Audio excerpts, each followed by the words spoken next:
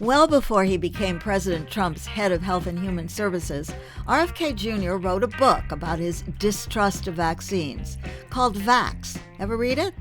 I'm Stephanie Shelton, and I host the podcast Conversations on Health, How We Get There.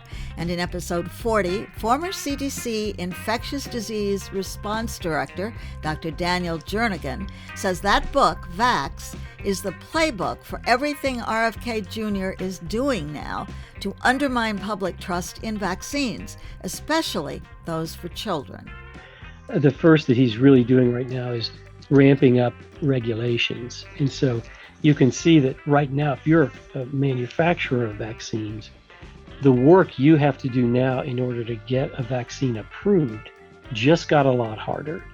And in fact, for influenza vaccines, there's some possibility that they won't be able to just change the component like they do every year as the virus is changing like it did this year.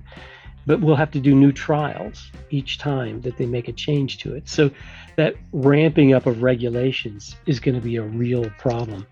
Another thing that they're doing is increasing injury claims.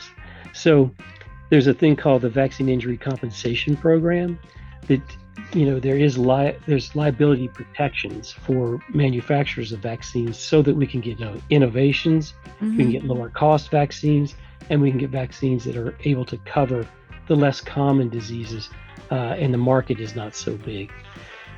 By saying that the harms that can be associated with vaccines can expand, maybe autism, maybe allergies, and by removing those liability protections, they're basically saying that we are going to remove that liability protection.